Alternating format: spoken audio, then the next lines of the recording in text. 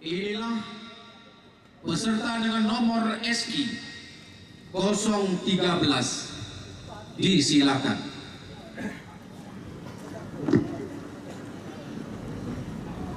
Assalamualaikum warahmatullahi wabarakatuh.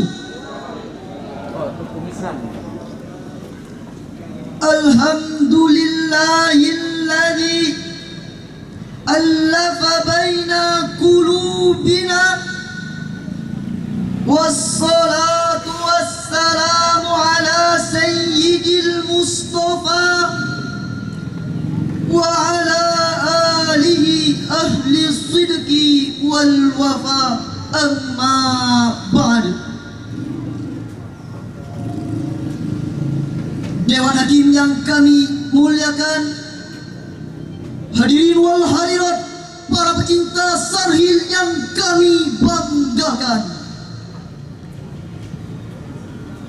Indonesia meski terdiri dari berbagai suku, adat istiadat dan agama, namun hidup dalam keramah tamahan yang dibingkai dalam wadah Bhinneka Tunggal Ika.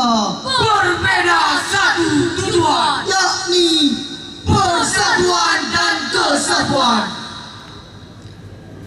Panglima Besar Jenderal Sudirman berkata, United we stand, divided we fall. Bersatu kita teguh, bercerai kita teguh. Ungkapan tersebut menggambarkan betapa pentingnya persatuan dan kesatuan, karena tidak ada kemenangan tanpa kekuatan dan tidak ada kekuatan tanpa persatuan dan kesatuan. Dengan demikian, untuk meningkatkan citra bangsa kita di mata dunia serta menyelesaikan berbagai problem yang selama ini kita hadapi, syarat utama dan pertamanya ialah kita harus mempertahankan persatuan dan kesatuan yang selama ini kita bina. Nuansa perbedaan yang muncul dari keberagaman negeri ini tidak mustahil memicu lahirnya persaingan tidak sehat, perselisihan, perpecahan, bahkan gontok-gontokan yang bisa meluluh lantahkan nilai persatuan dan kehancuran bangsa ini. Hadirin, timbul pertanyaan, apakah kita rela bangsa yang besar, bangsa yang dibangun dengan susah payah, dengan cucuran air mata, dengan gerangan darah, bahkan berkegelipangan para suhada, harus porak-poranda hanya untuk kepentingan golongan? tentu tidak, hadirin. Mengingat pentingnya hal tersebut, kami bertiga akan menyampaikan sebuah syarahan yang berjudul Persatuan dan Kesatuan Nasionalisme dalam Konsep Islam, dengan landasan Al-Quran Surah Al-Hujurat ayat 13 sebagaimana berikut ini. A'udzu billahi minasy syaithanir rajim.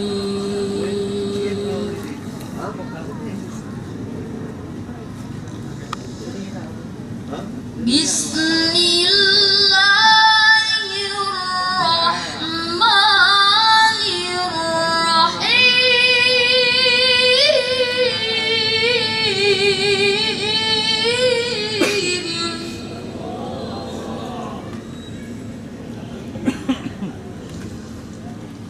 Ya ayyuhan nasu inna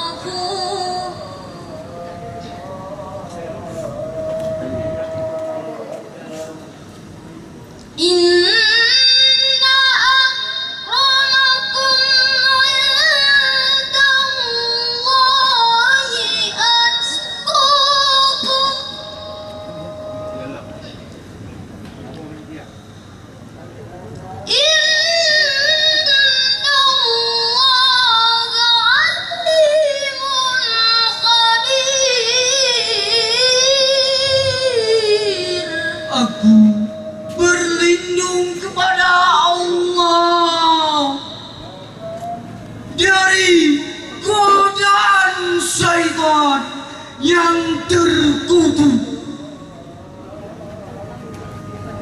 Dengan menyebut asma-Mu ya Allah, yang Maha Pengasih lagi Maha Penyayang. Wahai manusia, sesungguhnya kami telah menciptakan kamu dari seorang laki-laki dan seorang perempuan. Dan kami menjadikan kamu berbangsa-bangsa dan bersuku-suku agar kamu saling mengenal. Sesungguhnya Allah Maha mengetahui dan Maha teliti. Hadirin wal hadirat rahimakumullah. Dari segi balaghah firman Allah tadi bersifat khabari dengan artian bahwa manusia ciptakan dari jenis laki-laki dan perempuan, bercorak suku, berlainan bangsa, semua memiliki harkat, martabat dan derajat yang sama di hadapan Allah Subhanahu wa taala. Saudara-saudara, jika kita kaji lebih dalam sababun nuzul ayat ini, menurut Ibnu Asy-Syakir dalam kitab Muhammadnya bersumber dari Abu Bakar bin Abu Daud menerangkan bahwa ayat ini berkenaan dengan keinginan Rasulullah untuk menikahkan Abi Hindin dengan seorang wanita dari kalangan Bani Baidah. Bani Baidah dengan sinis berkata pada Rasulullah, "Wahai Rasulullah, pantaskah kami menikahkan putri kami yang cantik jelita dengan budak kami yang hitam belang?" Rasulullah belum sempat menjawab, Jibril datang membawa Al-Quran surah Al-Hujurat ayat 13 yang di dalamnya terdapat kalimat lita'arufu ay yahsula bainakum lita'aruf wa ta'alluf, agar kamu saling mengenal, yakni menjalin komunikasi yang harmoni dan menebarkan cinta kasih serta kasih sayang yang tiada pilih kasih. Hadirin wal hadirat, para pecinta saril yang kami banggakan, dengan demikian untuk membina nilai persatuan dan kesatuan di negeri ini, langkah utamanya ialah kita harus saling mengenal, saling menghargai, bertoleransi antara kita, bukan saling menutup diri, melecehkan, menghina, membangga-banggakan suku, kelompok, bangsa maupun daerah lainnya. Sebab sifat-sifat seperti ini hadirin cikal bakal terjadinya perpecahan, pertikaian dan tidak mustahil terjadinya disintegrasi bangsa. Rasulullah sallallahu alaihi wasallam bersabda, "Laisa minna man da'a ala asbiyatihi wa laisa minna man mata ala asbiyatihi." Bukan golongan kita Orang-orang yang membanggakan kesukuan dan bukan golongan kita orang-orang yang mati karena mempertahankan kesukuan. untuk membangun bangsa kita dari keterpurukan saat ini. Syarat mutlak yang harus kita lakukan ialah bersatu padu. Apapun bendera kita, apapun partai kita, bagaimanapun warna kulit, adat istiadat suku bangsa dan bahasa kita harus dijadikan jembatan emas untuk memperkokoh persatuan dan kesatuan bangsa. Allah Subhanahu wa taala mengisyaratkan kepada saya, kepada kami, dan kepada kita semua agar selalu memperkokoh persatuan dan kesatuan bangsa dan melarang kita untuk bercerai-berai. Ini terangkai dalam Al-Quran surah Ali Imran ayat 103. Wa'tasimu bihablillahi jami'an wa la tafarraqu.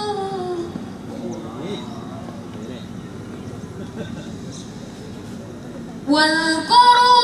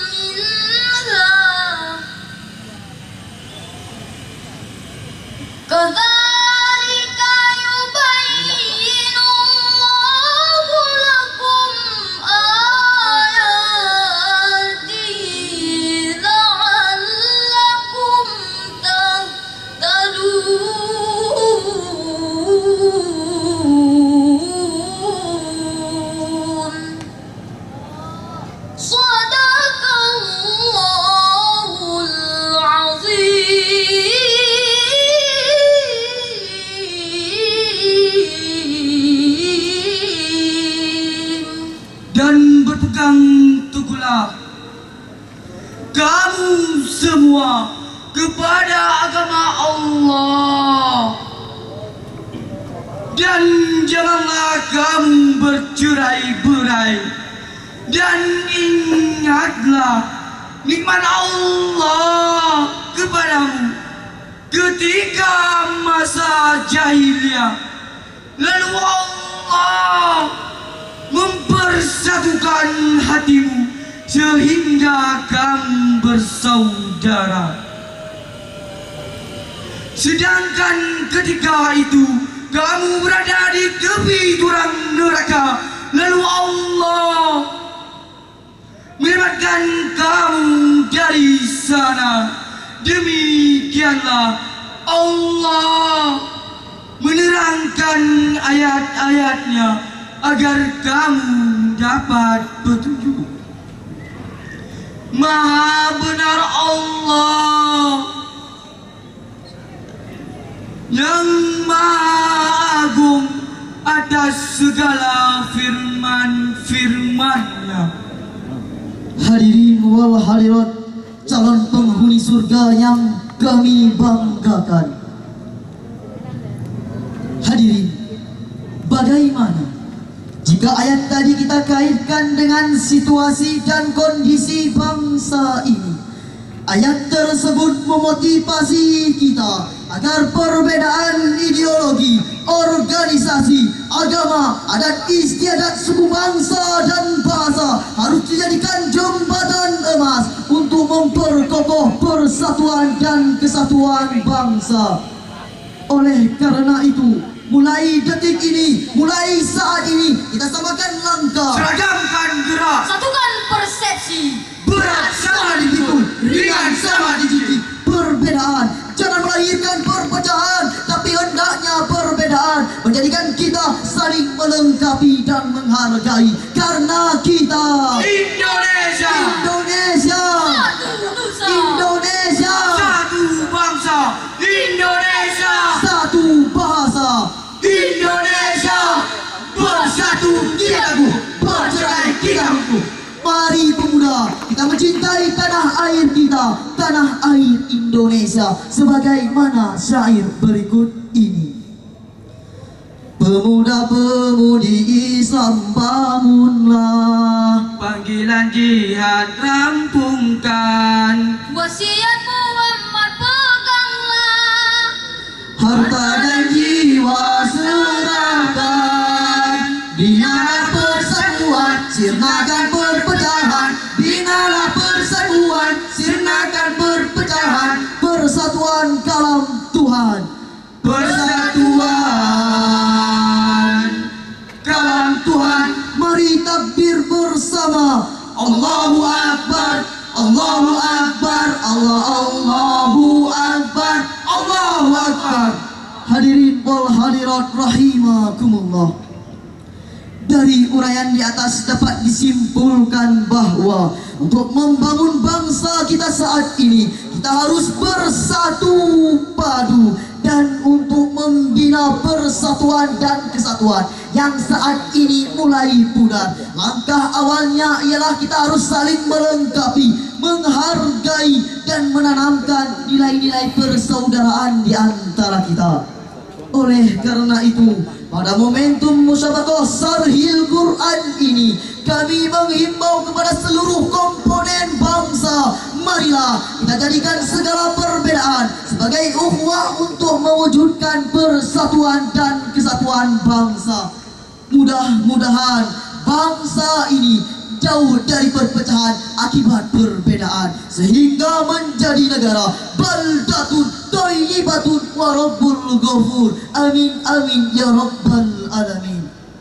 Hanya ini yang dapat kami sampaikan. Lebih dan kurang kami mohon maaf. Kami tinggalkan sebuah kenang-kenangan. Jalan-jalan ke Maluku, Singgah sebentar di Jakarta. Marilah kita bersatu padu demi kerajaan Indonesia. Akhirul kalam, wassalamualaikum warahmatullahi wabarakatuh.